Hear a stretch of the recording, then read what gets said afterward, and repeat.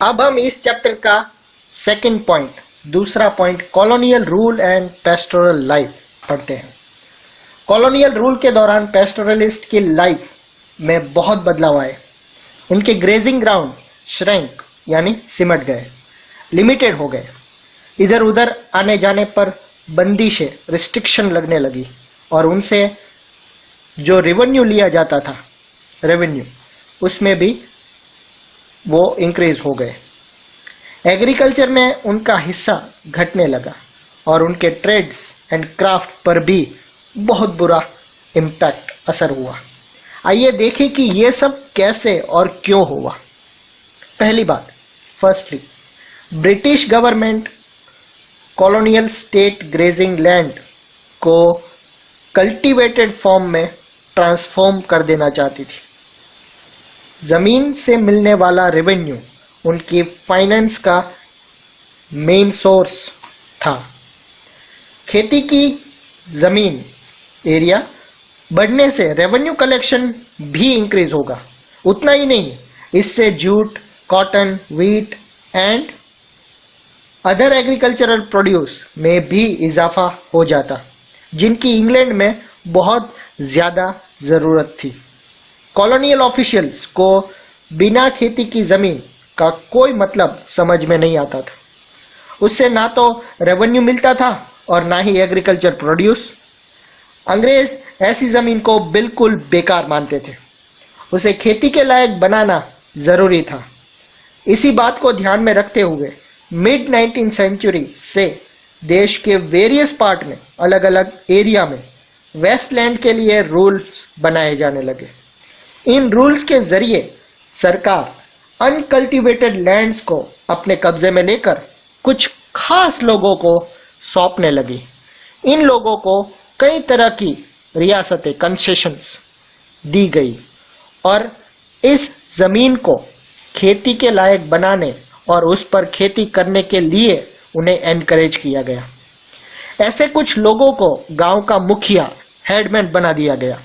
इस तरह कब्जे में ली गई ज्यादातर जमीन पेस्टोरलिस्ट की थी, जिनका उपयोग वो रेगुलरली करते थे। इस तरह खेती के एग्रीकल्चर के एक्सपेंशन से पेस्चर कम होने लगे और पेस्टोरलिस्ट के लिए प्रॉब्लम्स बढ़ने लगी। अब दूसरी बात, मिड 19th सेंचुरी तक आते आते देश वेरियस पार्ट में फॉरेस्ट एक्ट एनेक्ट किए जाने लगे, फॉरेस्ट एक्ट लागू होने लगे। इन एक्ट की आड़ में सरकार ने ऐसे कई जंगलों को रिजर्व फॉरेस्ट बना दिया जहां देवदार या साल जैसी वैल्यूएबल टिम्बर होती थी। इन जंगलों में पेस्टोरलिस्ट के घुसने पर रिस्ट्रिक्शन लगा दी। कई जंगलों को प्रोटेक्टेड फॉरेस्ट कर दिया गया। इन जंगलों में पेस्टोरलिस्ट को कस्टमरी ग्रेजिंग राइट्स तो दिए गए थे, लेकिन उनकी मूवमेंट पर फिर भी बहुत सारे रिस्ट्रिक्शन लगा दिए थे। कॉलोनियल ऑफिशियल्स को लगता था कि पशुओं के चरने से छोटे छोटे जो जंगली पौधे और पेड़ों की नई सैपलिंग जो होती थी वो डिस्ट्रॉय हो जाती है। उनकी राय में पेस्टोरलिस्ट के झुंड छोटे छोटे पौधों को कुचल देते हैं और सैपलिंग को खा जाते हैं, जिससे नए पेड़ की ग्रोइंग रुक जाती है। एक्टिविटी दी गई है, write comment on the closure of the forest to grazing form of the standpoint of a forester और a pastoralist. A forester gets everything from the forest. His life completely depends on forest. Hence, if his access to the forest is restricted or banned, it is very difficult for him to exist. Similarly, a pastoralist life is closely linked with the forest. The closure of the forest to grazing means paralyzing his life for good. New words में customary rights दिए गए हैं, rights that people are used to by custom and tradition, परंपरा और रीति रिवाज के आधार पर मिलने वाले राइट्स, अधिकार। फॉरेस्ट एक्ट ने पेस्टोरलिस्ट की जिंदगी ही बदल डाली।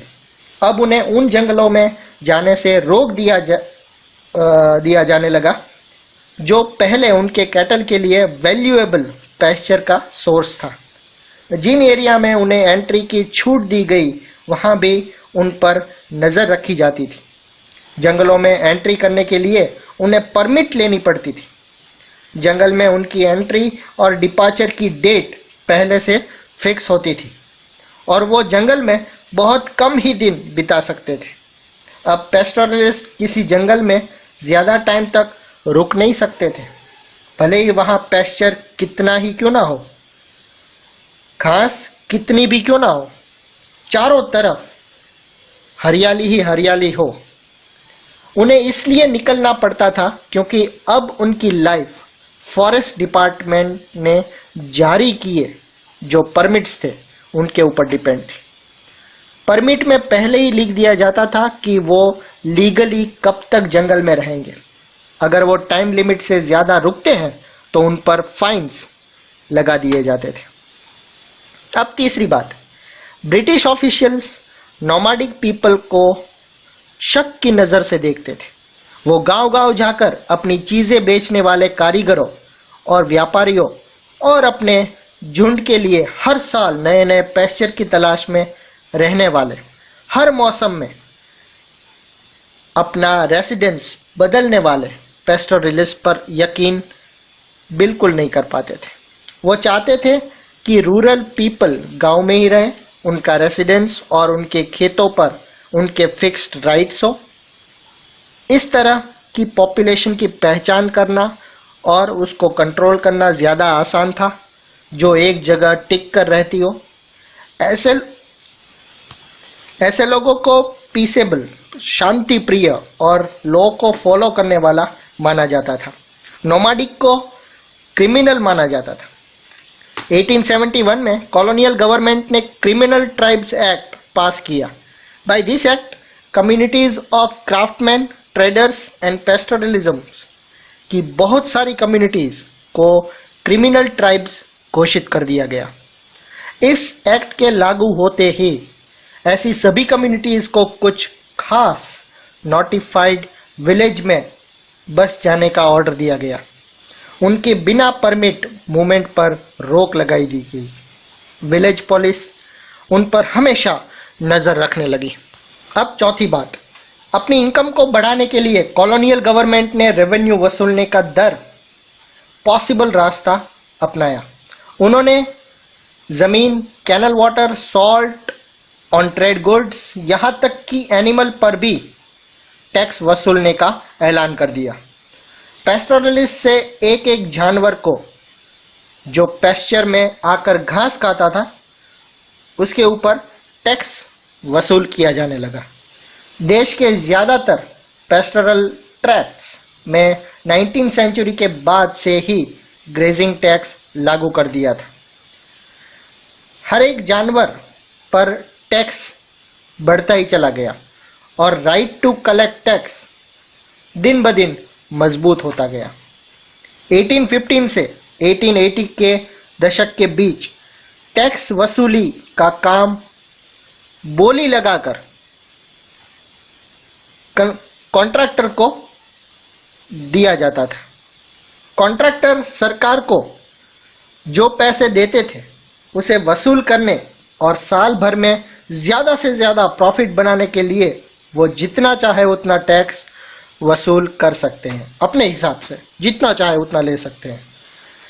1880s के दशक तक आते आते सरकार ने अपने पेस्टोरलिस्ट से डायरेक्ट टैक्स वसूलने का शुरू कर दिया। हर एक पेस्टोरलिस्ट को एक पास दिया जाता था किसी भी पेस्चर में एंटर होने के लिए। पेस्टोरलिस्ट को पास दिखाकर पहले एडवांस में टैक्स पे करना पड़ता था।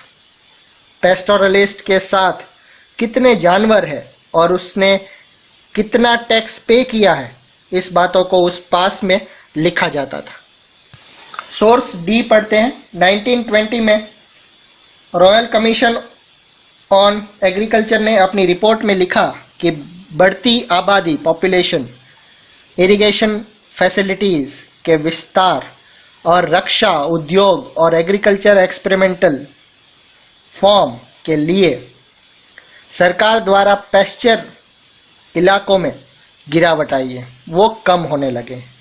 अब कैटल हर्डर्स को बड़े बड़े झुंड रखने में प्रॉब्लम्स आ रही है। इसकी वजह से उनकी इनकम में गिरावट आई है। उनके लेव स्टॉक की क्वालिटी और फूड ऑफ एनिमल कम हो गए हैं और कर्ज बढ़ते जा रहे हैं। The report of the royal commission of agriculture in India 1928। 2.1 पढ़ते हैं। How did this changes affect the lives of पैस्टोरलिस्ट।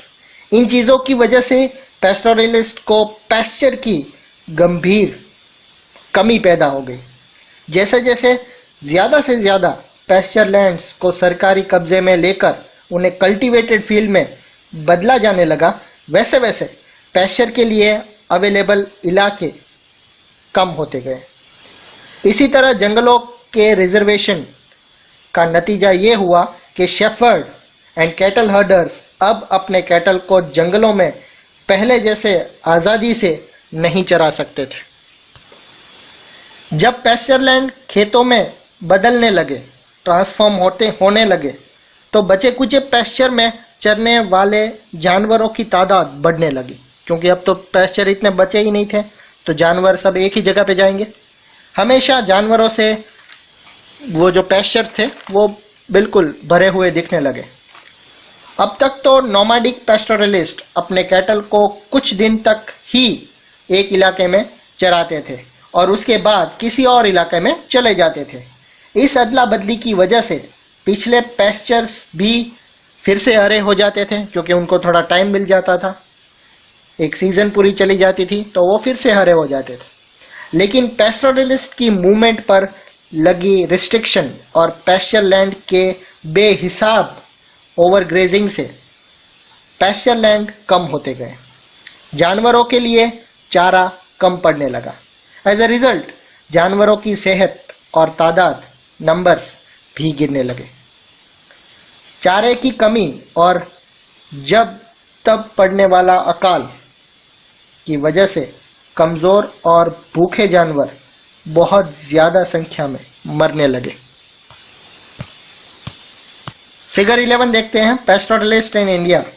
इस मैप में सिर्फ उन पैस्टोरलिस्ट कम्युनिटी के लोकेशन को इंडिकेट किया गया है जिनके बारे में इस चैप्टर में बात की गई है।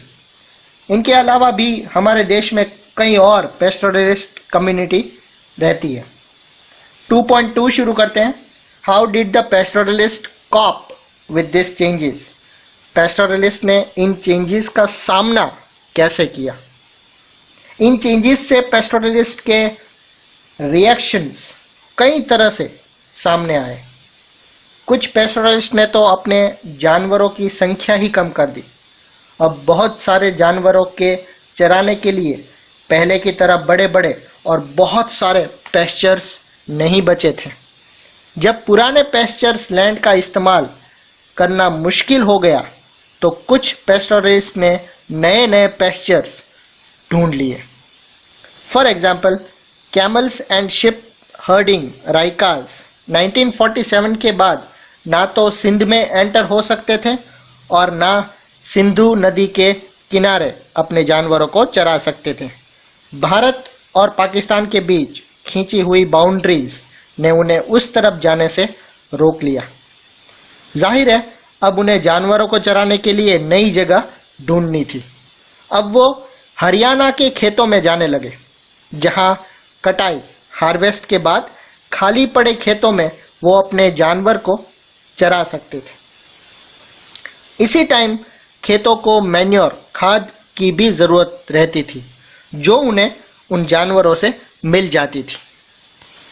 टाइम गुजरने के साथ ही कुछ रीचर पैस्टोरलिस्ट, अमीर पैस्टोरलिस्ट ज़मीन खरीदकर एक जगह बसकर रहने लगे। उनमें से कुछ रेगुलर खेती करने लगे, जबकि कुछ ट्रेडिंग यानी व्यापार करने लगे। जिन पैस्टोरलिस्ट के पास ज़्यादा पैसे नहीं थे वो मनी लेंडर से ब्याज पर कर्ज लेकर दिन काटने लगे। इस चक्कर में बहुत को तो जानवर भी बेचने पड़े और वो मजदूर बनकर रह गए। वो खेतों या छोटे मोटे कस्बों में लेबरर्स बनते दिखाई देने लगे। इस सब के बावजूद पेस्टोरलिस्ट ना सिर्फ आज भी जिंदा है, बल्कि हाल के डेकेड्स में कई जगह तो उनकी पॉपुलेशन भी इंक्रीज हुई है।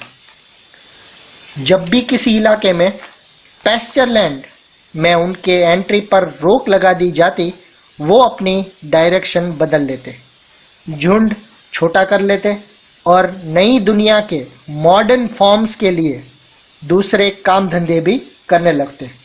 बहुत सारे सिचुएशन इकोलॉजिस्ट मानते हैं कि ड्राई रीजन और पहाड़ों में जिंदा रहने के लिए पैस्टोरलिज्म ही सबसे विएबल फॉर्म है।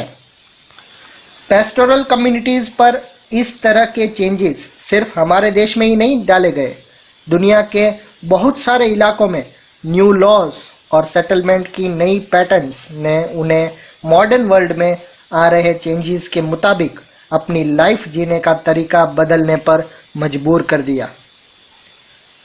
मॉडर्न वर्ल्ड ने आए इन चेंजेस से निपटने के लिए बाकी देशों के पेस्टोरलिस्ट ने कौन से रास्ते अपनाए, वो देखते हैं।